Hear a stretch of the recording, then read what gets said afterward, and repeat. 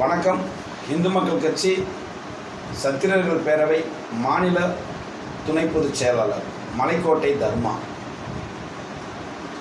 நீண்ட காலமாக இந்த திராவிட மாடல் சித்தாந்தவாதிகளும் இந்த கம்யூனிச சித்தாந்தவாதிகளும் அதற்கப்புறம் திராவிடர்கள் சொல்கிறாங்க பார்த்தீங்களா, இந்த விடுதலை சிறுத்தை, திராவிட கழகம், அப்புறம் இந்த ராமசாமி நாயக்கர் தடி, இவங்கெல்லாம் நீண்ட காலமாக தமிழகத்தில் ஒரு விஷயத்தை புரளிகளை நிறையா வதச்சிட்டு வந்துருக்காங்க.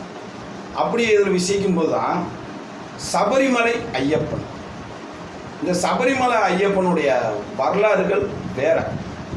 ஆனால் அதில் இவங்க என்ன சொல்லுவாங்கன்னா பார்த்தீங்கன்னா, பெண்களை, தமிழ்நாட்டு பெண்களை, தாலி அறுத்த பெண்கள் சொல்லுவாங்களே, இப்போ அதான் போலியான தாலி, இது அக்கா கனிமொழி மாதிரி தாலி அறுக்கும் பெண்களை அடுத்தவங்களை கூட்டிகிட்டு போய் நாடகத்தில் ஆடுறவங்க பாடுறவங்களை கூட்டிகிட்டு போய் அவங்களுடைய சபரிமலை புனிதத்தை கெடுக்கணுங்கிறக்காண்டி கோர்ட்டில் தீர்ப்பை வாங்கி நாங்கள் போய் போகிறோம்னு சொல்லி பெண்கள் போய் பார்க்கணும்னு சொல்லி அதெல்லாம் பார்த்தாங்க. அதில் மிகப்பெரிய ஒரு இந்துத்துவ எழுச்சிகள் உண்டாச்சு. அதை பெண்கள் போகக்கூடாது. அதுக்கப்புறம் தமிழன்ட்ட கேட்பாங்க, எதுக்குடா ஐயப்பனுக்கு நீங்கள் மாலை போடுறீங்க, என்ன காரணத்துக்குடா மாலை போடுறீங்க, கேரளாக்காரன் சாமிக்கு போய் இங்கே இங்கேருந்து எதுக்கடா கட்டி கொட்டியே கொடுக்குறீங்க, அது தமிழ்நாட்டில் இருக்க சாமியெல்லாம் அவங்களுக்கு இல்லையா, கேரளாவில் இருக்கிற போய் என்னடா கொடுக்குறீங்க. அதுக்கப்புறம் பார்த்தீங்கன்னா அதுக்கப்புறம் என்னென்னமோ சொல்லுவாங்க, பேசுவாங்க ஐயப்பனை பற்றி. அப்போ ஒருத்தர் இருப்பான், நீ எல்லாம் எதுக்கு மாலை போகிற, என்ன காரணத்துக்கு மாலை போகிற அப்படின்னு கேட்பாங்க. குடும்பம் நல்லா இருக்கணும். ஒரு உதாரணத்துக்கு உள்ள ஒரு பக்தர்கள், சாதாரண பக்தர்கள், ஒரு ஐயப்பனுக்கு எதுக்குப்பா மாலை போகிறேன், நான் குடும்பம் நல்லா இருக்கணும், என்னோடய தொழில் வளம் இருக்கணும் அப்படின்றக்காண்டி நான் மாலை போகிறேன். மற்ற எதுவுமே அவங்களுக்கு தெரியலையே. வரலாறுகள் அழிக்கப்பட்டு உள்ளது. வரலாறுகள் அழிக்கப்பட்டதில்லை. முகலாய பேரரசர் காலத்தில் மலபார் கலவரத்தில் மிகப்பெரிய வரலாறுகள் அழிக்கப்பட்டுள்ளதில்லை. எத்தனை இந்துக்கள் இதுவரைக்கும் காலங்காலமாக இந்துத்துவ பொறுப்பாளர்களும் என் தொப்புள் கொடி உருவான மலையாளிகளும் எத்தனையோ படுகொலை செய்யப்பட்டுள்ளாங்கல்ல. அந்த நாட்டை ஆளுகின்ற, கேரளாவை ஆளுகின்ற கம்யூனிச சித்தாந்தவாதிகள், அதற்கப்புறம் காங்கிரஸ்வாதிகள். ஆனால் இவங்களுக்குள்ள ஒரு கூட்டியா, தமிழகத்தில் மற்ற நாட்டு பக்கம்லாம் காங்கிரஸும் கம்யூனிஸ்டும் கூட்டணி, ஆனால் கேரளா மட்டும் எதிர்கோஷ்டி. இப்படி இந்த எதிர்கோஷ்டி அதுக்கு தான் ஆண்டவன் வச்சான். அந்த திருவனந்தபுரத்தை கைப்பற்றின இன்னைக்கு பிஜேபியுடைய மெயின் திருவனந்தபுரத்தை கைப்பற்றான். அப்படிங்கிறப்ப பார்க்கும்போது இந்த சபரிமலையில் தங்க திருட்டு வர நடந்திருக்கு. இப்படி ஒரு விஷயங்கள் எப்படி இருக்காங்க பாருங்க. அப்போ இதெல்லாம் ஏன் இதை நம்ம பேசுகிறோம்னா, தமிழனுக்கும் கேரளாவில் மலையாளிகளுக்கும் தொப்புள் கொடி உறவுன்னு சொல்கிறோமே, அது என்ன சம்பந்தம்? கேரளாவில் எத்தனையோ தமிழர்கள் தேயிலை தோட்டத்தில் வேலை பார்க்குறாங்க. எத்தனையோ காலங்காலமாக அந்த இடத்துல வேலை பார்க்குறாங்க. அப்படி வேலை பார்க்கும் ஒரு காலத்தில் இன்றைக்கி நம்ம காரு, வாகனங்கள், மிலிட்ரி, காவல்துறை இதெல்லாம் இருக்கிறனால நம்ம பாதுகாப்பாக இருக்கோம். அந்த காலத்தில் மன்னர்கள் காலம் தானே. அப்போ அந்த மன்னர்கள் காலத்தில் இருக்கும்போது சுவாமி ஐயப்பன் வரலாறு வேற. நான் பாண்டிய மன்னர்கள் காலத்தில் தான் நான் பேசுகிறேன். ஒரு 1ஆம் பாண்டிய மன்னன், 5ஆம் பாண்டிய மன்னன், அந்த காலத்தில் தான் நான் பேசுகிறேன். அப்படி அந்த காலத்தில் பேசும்போது அந்த நம்ம மக்கள் தொப்புள் கொடி உருவான மலையாள மக்கள், தமிழன மக்கள் அங்கே அப்படி இருக்கும்போது கொள்ளைக்காரர்கள், அந்நாட்டின் கொள்ளைக்காரர்கள் அவங்க வீட்டில் அவங்க வேலை பார்த்த தேயிலை தோட்டத்தில் வேலை பார்த்தது, விவசாயம் பார்த்ததெல்லாம் பிடிக்கிட்டு போயிடுவாங்க, அடித்து வெட்டி கொண்டு போயிடுவாங்க, பொம்பளை பிள்ளை இருந்தால் கடத்தி கொண்டு போயிடுவாங்க. அப்படி இருக்கும்போது அப்போ அந்த மதுரையை ஆண்ட பாண்டிய மன்னன் சோழ பாண்டியன் அவர்களுக்கு தகவல் வருது. அப்போ நம்ம என்னடா பண்ணுறோம் அப்படிங்கிற போது தமிழகத்தில் உள்ள தமிழர்கள் நம் தொப்புள் கொடி உறவை காக்க வேண்டும்னுக்காண்டி அப்போ போருக்கு போகிறாங்க. அப்போ போருக்கு போகும்போது என்னென்னா, ஒவ்வொருத்தவங்களும் ஒரு தமிழன் ஒரு இந்து தமிழன் மாலை போடுறான். மாலை போட்டு அவனுக்கு training, police training, military training இருக்குல்ல, அது போல் ட்ரைனிங் தான் இந்த 48 நாள். இந்த 48 நாள் ட்ரைனிங் கொடுத்து அவன் உறவுகளை விட்டு தனியாக அவன் கோயில், அந்த காலத்தில் பார்த்தீங்கன்னா மாலை போட்டால் கோயிலில் தான் படுத்துவாங்க, வீட்டிலலாம் படுத்துக்க மாட்டாங்க. பெண்கள்லாம் அந்த பெண்கள் பெண்ணாசையில் இருக்கக்கூடாதுன்னு பெண்களை பார்க்கக்கூடாதுன்றாங்க. அப்படி அந்த 48 நாள் ட்ரைனிங் இருந்து அதுக்கப்புறம் அங்கே உள்ள குருசாமி மூலியமாக போய் அங்கேருந்து நேராக பாண்டிய மன்னர்களை போய் சந்திச்சு பாண்டிய மன்னர்கள் மூலியமாக அங்கேருந்து ஆட்களை அனுப்பிச்சு நேராக கேரளாவில் போகிறாங்க. கேரளாவில் போய் பந்தல ராஜாவை சந்திக்கிறார்கள். பந்தல ராஜாவை சந்தித்து அதற்கப்புறம் அங்கேருந்து ஆட்களை கூட்டிகிட்டு போய் வழிநடுகளை குருசாமி நடுகளை போய் எரிமேலிக்கு போகிறாங்க. எரிமேலியில் போய் என்ன செய்கிறாங்க? பேட்டை துள்ளுறாங்க. அந்த பேட்டை துள்ளு இப்போ கூட பார்த்தீங்கன்னா பாபர் சமாதிக்கு யாரும் போகக்கூடாது அப்படிலாம் சொன்னாங்களே. பாபர் சமாதிக்கு நீங்களாம் போகணும். பாபர் சமாதிக்கெலாம் நீங்களாம் போகணும். அப்போ அந்த எரிமேலியில் பேட்டை துள்ளும் போது ஆடுறாங்க பாடுறாங்க. அது என்ன எரிமேலியில் பேட்டைன்னா என்ன? போர்க்களத்துக்கு நம்ம சொல்கிறோம்.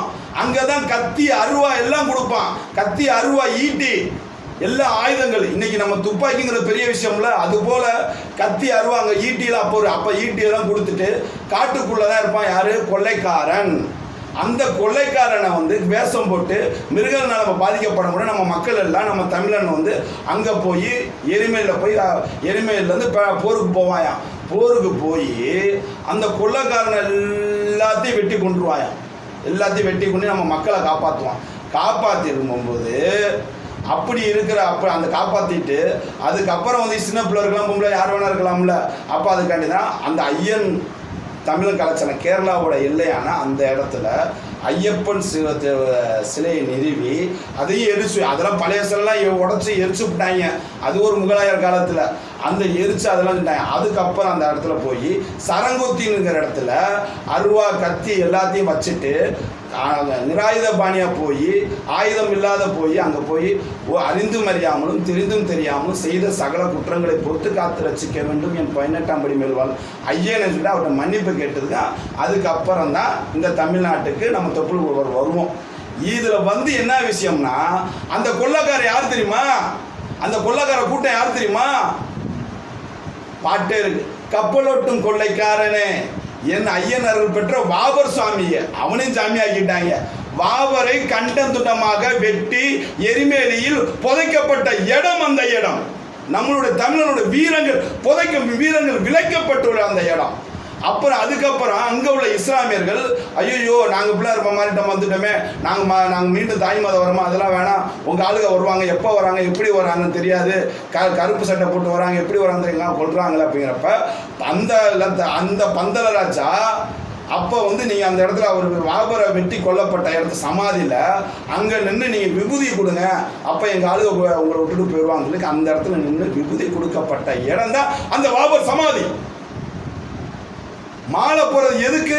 நீங்க போருக்கு போகணும், நம்ம மக்களை காப்பாற்றுறதுக்காண்டி போருக்கு போறத ஐயனுக்கு நீங்க மாலையை போட்டு எல்லாமே பண்றீங்க. அப்ப அந்த வாபர் விஷயத்துல இன்னைக்கு பாரு, இன்னைக்கு சரங்கோத்தில இன்னைக்கு எருமையில போனா குச்சி கொடுக்குறேன். குச்சி 23ஆம் புலிகேசி படம் பார்த்துருப்பீங்க. அது ரெட்டை வடிவில் ஒரு சின்ன பிள்ளைக்கு கொடுப்பாங்க, கத்தி வாழ் விட்டாம சிக்கிச்சுன்னு. அப்ப வீரங்கள் ஒழிக்கப்பட்டு உள்ளது. உடனே ஐயப்பன் வாழ்ந்த காலம் எப்படா? பாபர் பிறந்த காலம் எப்படா? சுமார் 2000 ஆண்டுகளாக 2000 ஆண்டுகளுக்கு முன்னதாக 2000 ஆண்டுகள் சில்லறை ஆண்டுகளுக்கு முன்னதாக பைபிள் தோன்றப்பட்டது. 1500 சில்லறை வருடங்களாக தான் குரான் தோன்றப்பட்டது.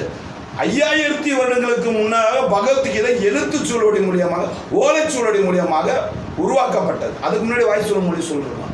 அப்படிப்பட்ட விஷயத்துல வந்து நீங்க இந்த அப்படி திராவிட சிட்ட உடனே இப்படி இதெல்லாம் செய்வாங்க. அதனால வந்து அதே போல நம் தொப்புள் கொடியுடைய மலையாள மக்கள் அதே போல நம்ம எப்படி போனோமோ அதே போலதான் பழனிக்கு பாத யாத்திரையாக வந்து அவர்களும் நம் நன்றி கடனை ஆட்டுவார்கள். இதுக்கு தான் மழை போகிறது, இதுக்கு தான். அதே போல் இருமுடி கட்டுறீங்களா, இருமுடியில் கட்டி அரிசி பருப்புனா எப்படி அந்த இருமுடி இதுக்கெல்லாம் வந்து எப்படி போகிறது அப்படின்னா, இப்போ நீங்கள் வந்து ஊர்லேருந்து ஒரு 20 பேர் போகிறீங்க, அப்படி அங்கே போகும்போது மதுரையில் ஒரு 100 பேர் ஆயிடுது. அதுக்கப்புறம் அங்கே போய் 150 200 ஒரு 500 பேர்த்துக்கு நீங்கள் வந்து சாப்பாடு இதெல்லாம் ஆக்கணும்ல, பசி எடுக்கும்ல. அதுக்கு தான் தலையில் ஆளுக்கு அவங்களுக்கு கொஞ்சம் அரிசி அன்று மற்ற எக்ஸெட்ரா அப்படியெல்லாம் பண்ணி அதை வந்து மக்கள் அங்கங்கே பிரித்து எல்லாத்தையும் ஒன்றா சன்னதானம் போட்டு அதுக்கு தான் இந்த போருக்கு போகிறது தான் இந்த விஷயம். அதே போல் இறந்தவர்களை நீங்கள் சந்திக்கக்கூடாது, இறந்தவர் வீட்டுக்கு போகக்கூடாது. என்னன்னு தெரியுமா? இப்போ நம்ம ஊர்லேருந்து தமிழ்நாடு ஊர்லேருந்து போருக்கு போகிறான். ஒரு உதாரணத்துக்கு ஒரு தமிழ்நாட்டில் ஒரு கிராமத்தில் ஒரு திண்டுக்கல் மேட்டுப்பட்டியிலேருந்து கூட போருக்கு போகிறான். போருக்கு போகும்போது நம்ம மட்டுமா சாவோம், நம்ம மட்டுமா வெட்டுப்படுவோம்? முகலாயர்கள் கொள்ளக்காரன் பாபருடைய கூட்டாளிகள், பாபருடைய படைகள் நம்ம வெட்டுப்பட மாட்டோமா? அப்படி அந்த வெட்டுப்பட்டு அப்படி கொண்டு வரும்போது இறுதி சடங்கு நாங்கள் நடத்தும் போது அடுத்த உள்ள ஒரு மாலை போட்டவங்க அதை பார்த்தா பயந்துருவாங்க. அதனால் போருக்கு போக மாட்டாங்க. அப்படிங்கிறக்காண்டி தான் இதுதான் விஷயங்கள். ஆனால் வரலாறுகள், இளைஞர்களே, இந்து தமிழினங்களே, வரலாறுகள் எவ்வளவோ மறைக்கப்பட்டுள்ளது. அந்த வரலாறுகளை தெரிந்து கொள்ளுங்கள்.